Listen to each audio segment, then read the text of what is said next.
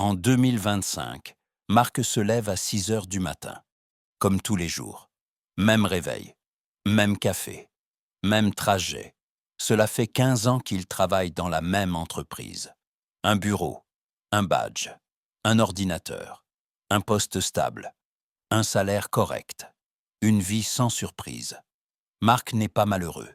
Il se dit souvent qu'il a de la chance. Un travail, à une époque où beaucoup n'en ont plus. Puis, un matin, un mail arrive.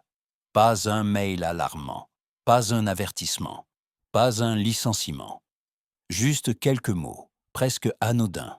Nous allons intégrer une solution automatisée afin d'optimiser nos processus internes. Marc lit. Il hausse les épaules. Il retourne travailler. 6 mois plus tard, son poste disparaît. Pas parce qu'il était incompétent, pas parce qu'il avait échoué, mais parce qu'une machine faisait exactement la même chose, en 12 secondes. Cette histoire n'est pas exceptionnelle, elle n'est pas dramatique, elle est devenue normale. Et si tu regardes cette vidéo aujourd'hui, ce n'est sans doute pas par hasard. Parce qu'au fond de toi, une question commence à apparaître. Une question simple, mais dérangeante. Est-ce que ça pourrait m'arriver à moi? La réponse honnête est oui. Mais la vraie question n'est pas là. La vraie question, c'est: seras-tu remplacé ou transformé? Pendant longtemps, le travail changeait lentement. Une génération avait le temps de s'adapter. Les métiers disparaissaient, mais d'autres naissaient doucement. Aujourd'hui, ce rythme est brisé. Le changement va plus vite que nous. La technologie devient accessible. Ce qui coûtait des millions est désormais à la portée de presque toutes les entreprises. Un logiciel, une IA, un abonnement mensuel. Pour une entreprise, automatiser n'est plus un luxe. C'est une question de survie. Automatiser, c'est réduire les coûts. C'est éliminer les erreurs humaines. C'est produire plus, plus vite, sans fatigue. Et surtout, les machines ne se contentent plus d'obéir. Elles apprennent. Elles observent. Elles s'améliorent seules, jour après jour. Résultat, tout ce qui est prévisible devient fragile. Prenons un métier que tout le monde connaît. Le caissier, scanner des articles, encaisser, rendre la monnaie, dire bonjour, dire au revoir. Ce travail repose sur des gestes répétés, précis, identiques. Des gestes que les machines comprennent parfaitement. Aujourd'hui déjà, les magasins testent autre chose. Des caméras qui reconnaissent les objets, des systèmes qui identifient les clients, des paiements invisibles. Demain, tu entreras dans un magasin. Tu prendras ce dont tu as besoin. Tu sortiras. Et ton compte sera débité sans que tu t'en rendes compte. Le caissier ne disparaît pas parce qu'il est inutile. Il disparaît parce qu'il n'apporte plus quelque chose d'unique.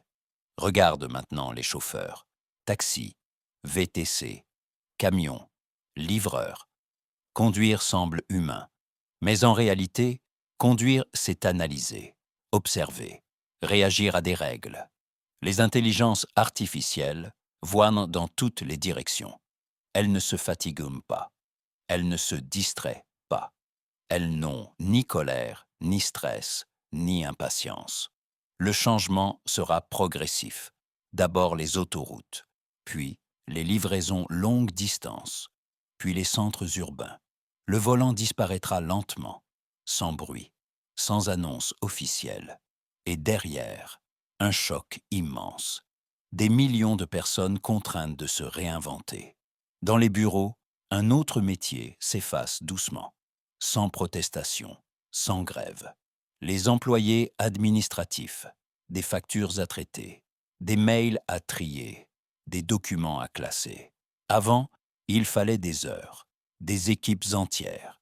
Aujourd'hui, une IA lit, comprend et répond en silence, sans pause, sans fatigue. Ce n'est pas le métier qui est condamné, c'est la répétition, la structure, la prévisibilité. Même chose pour le support client de premier niveau. Les scripts, les réponses types, les procédures. Tout ce qui est standard devient automatisable. L'humain restera.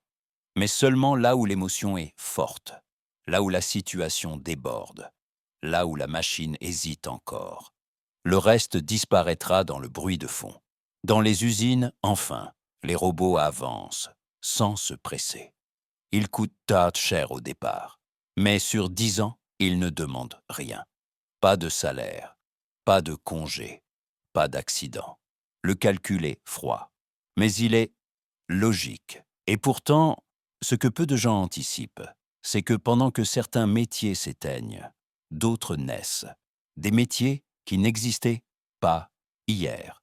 Prenons l'architecte d'intelligence artificielle, ou ce qu'on appelle parfois le prompt engineer. Ce n'est pas un génie du code. C'est quelqu'un qui comprend les humains et sait parler aux machines. Il transforme une intention floue en instruction claire. Il teste, il corrige, il améliore. Sans lui, l'IA est puissante, mais inutile. Avec lui, elle devient redoutable. Demain, chaque secteur en aura besoin. La cybersécurité, elle, devient vitale. Chaque donnée a un prix. Chaque système est attaqué. Pas pour si, mais pour quand.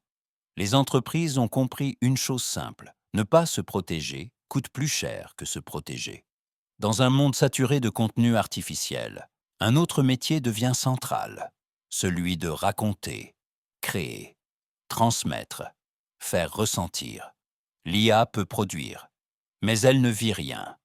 L'humain, lui, transforme l'expérience en histoire, et l'attention devient la monnaie la plus précieuse. L'écologie et l'énergie, enfin, ne sont plus une option. La planète ne négocie pas, elle impose. Ces métiers ne sont pas une tendance, ils sont une réponse à une contrainte. Et au-dessus de tout cela, un profil domine. Pas un métier précis, mais une manière d'être. Des humains capables de comprendre la technologie sans perdre leur humanité. Des ponts entre les machines et le monde réel. Ce sont eux qui décideront. Le futur ne supprime pas les humains. Il supprime l'immobilité. Tu n'as pas besoin de tout savoir. Mais tu dois comprendre dans quelle direction le monde avance. Si tu veux survivre au futur, informe-toi, adapte-toi, agis, abonne-toi. Ce voyage ne fait que commencer.